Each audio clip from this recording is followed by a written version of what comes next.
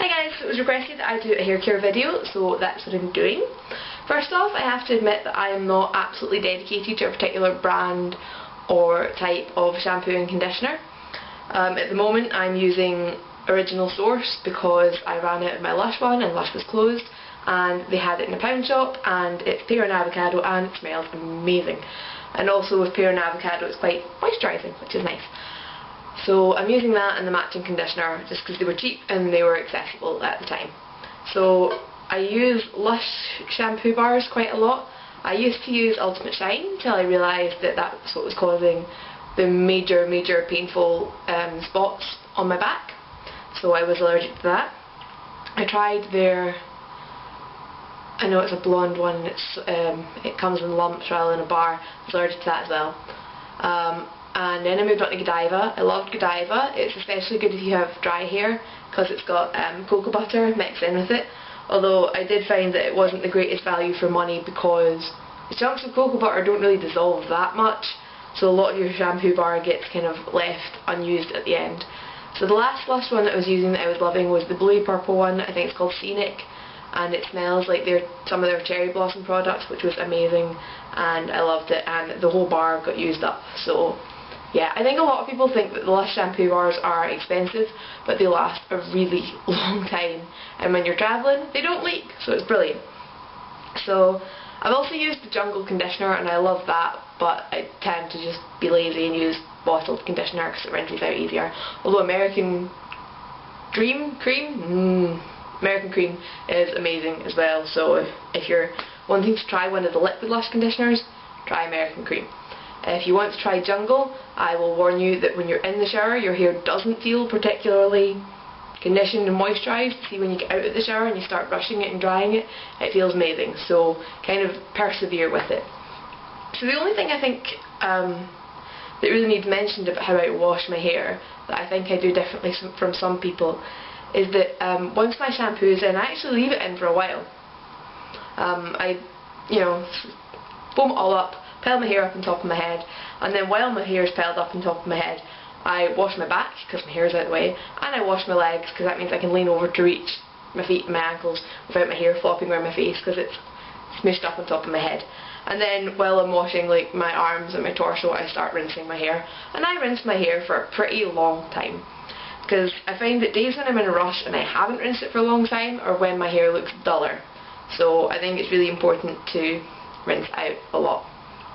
So then I put my conditioner in my hair, whichever one I'm using, and I leave that in for a while as well. So while that's in, I will wash my face. If I'm using any kind of exfoliating products, I'll use them as well, and it just sits there for longer. And then I start rinsing it out, and once it's started rinsing out so it's a bit diluted, I kind of like flip my hair up like this and rub it across, because I don't like to put full-on conditioner up here because I think it'll get the roots greasy, so it gets a kind of diluted second-hand version of the rest of my hair. So that's all I do in the shower. In terms of treatments in the shower, one I love is Lee Stafford Poker Straight, which I don't have any of left, which I'm very sad about, and it's literally being picked clean.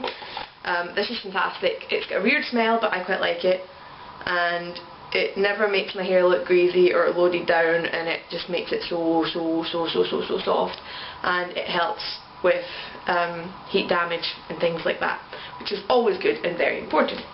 So once I'm out the shower, first thing I do once I've squeezed my hair a bit dry is I use a wide tooth comb. I do not go straight in with a brush. Okay, so I will comb it through with this. This also helps bring out more water for some reason. Every time I do something with my hair and I come out the shower, I can squeeze another load of water out of it. If when I'm going through it with the wide tooth comb it's a bit tuggy, I don't just yank at it. I keep spray leave-in conditioner about, and I will use that. This is just a random one I got in Boots, which I don't like because it smells like coconut, so it's not getting bought again. But I would rather do that than yank at my hair and break it. My hair doesn't really work well with just using leave-in conditioner and nothing else, so this is just kind of like an emergency type product for me. And then once I've done with the wide tooth comb, I go in with my normal brush, and that just helps get the majority of the water out of it and make sure that all the tugs are definitely gone. So then I'm ready to dry my hair. For a while I was using the Moroccan oil, argan oil, but I ran out and it's expensive. And then the other day I was wandering around some shops in Glasgow. For those of you that are from Glasgow, I was in the Savoy Centre and I actually found this.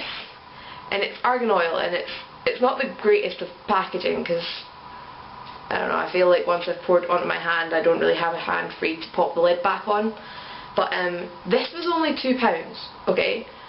For the Moroccan oil, I've got it on the screen, and it's £12.85 for 25 mils.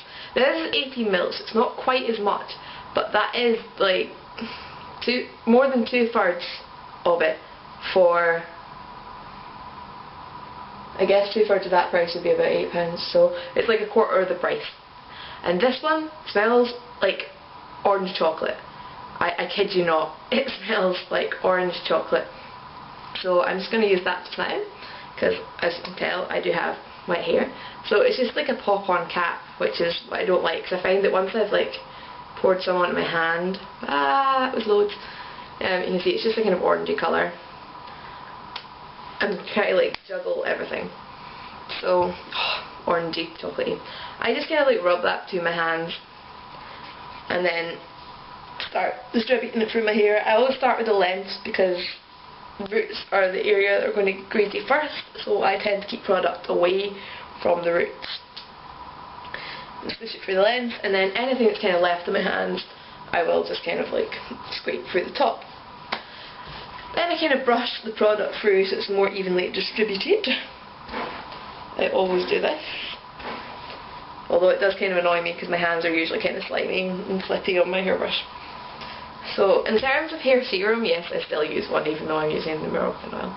I love the Rockaholic Shine Out Blaster. I have a full review of this. I got mine in TK Maxx for like £5, so that's great. It has a much more practical packaging because it's flipped up. So I do the exact same thing with this as I do with the Moroccan oil. I just use a little bit more of it because it's not oil. And that wasn't Moroccan oil, argan oil. In fact, I should probably tell you the brand on that just in case you can find it somewhere else. Hang on, I will read. It's Hask Argan Oil Healing Shine Treatment. Lightweight oil with keratin enhancers. So, yep.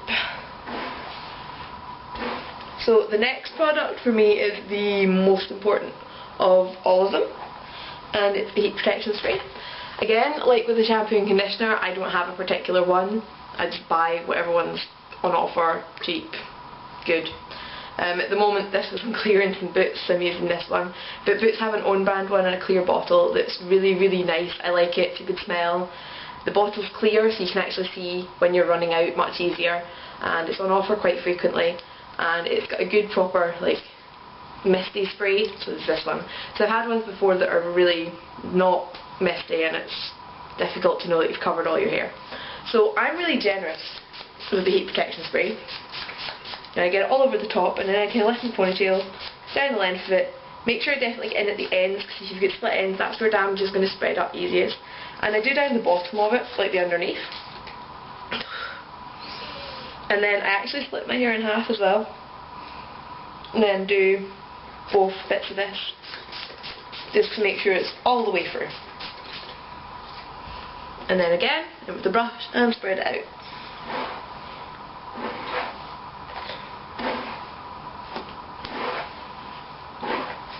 So next thing I do would be put in my parting and blow dry my hair, which to be honest I'm not going to do on camera because that's pretty boring. I just have this really scabby old Babyliss one, and I just use my paddle brush to kind of like hold my hair straight as I'm blow drying it, and try and aim down the hair shaft, and that'll make it much shinier. Also, if you're worried about heat damage, it's a good thing to go and like do your makeup and give your hair time to air dry, or you know, make your breakfast, make your lunch, something like that. So yeah, I'll be back in a minute once my hair is all dry. Okay, so that is my hair dried, and to be honest, on a normal day, that's it for me. Okay? I own straighteners, I own GHDs, I love them, I love straightening my hair. I used to do it every day, and then I realised that was a little bit silly. So now I only really straighten it if I'm really going somewhere. So it just makes more sense. I don't see the point in putting my hair through extra damage. But if I am straightening my hair, what I do is I will separate it off like this. clips behind the camera. Get that bit out of the way. Again with the heat protection spray, and I really coat it again. And then as I'm straightening it, I actually use a fine tooth comb just to make sure everything's absolutely smooth as I'm straightening it.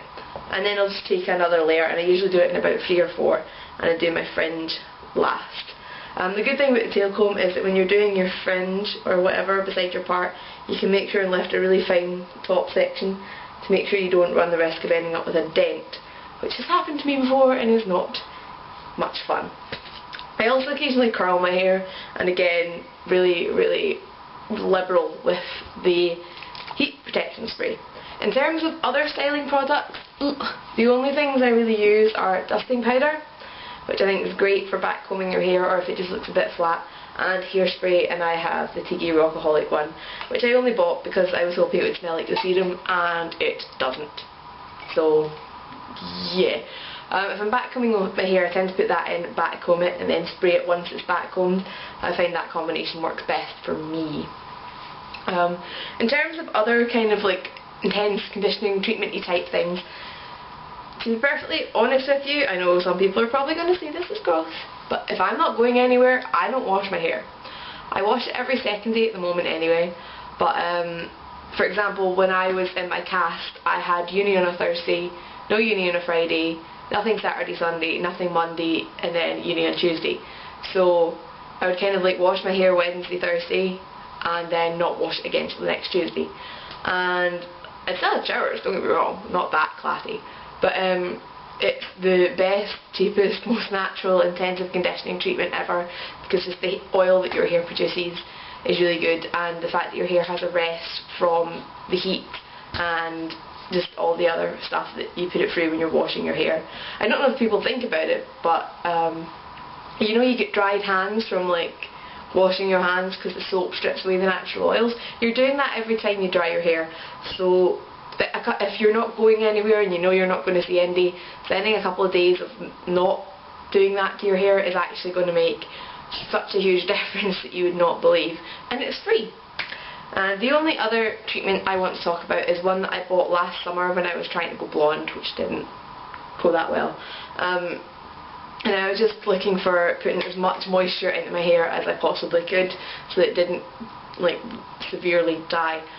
And I found this in Boots, and I can't remember how much I paid for it, and it's Umberto Giannini Overnight Beauty Moisture Balm, and I love the tube because I love this artwork.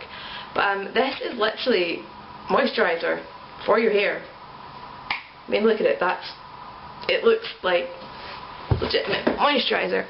Anyway, the wonderful thing about this is it's a leave-in conditioner that's really rich, and it literally just goes on like moisturiser cream. And you spread it through your hair, and you can't see it. So, you know, I bought a mini thing of this as well, and I kept it in my handbag.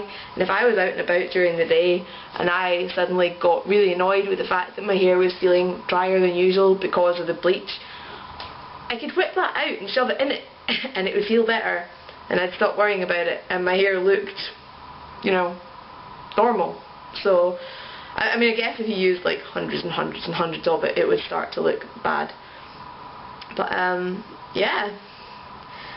Hydration is crucial for healthy looking hair, so don't waste the opportunity for some twilight trichology. Yeah, it's meant to be overnight, but as I said, it vanishes, so use it whenever you want. Lightweight balm disappears on the hair and penetrates the shaft with hydrating repair. So it's not got the strongest smell, which is good, especially if you've got lots of hair and then you're using lots of it. But yeah, that's everything, I think. If you've got any questions, please don't hesitate to leave them down below, and I'm away to get on with the rest of the hundreds of stuff that I have to do today. So, bye!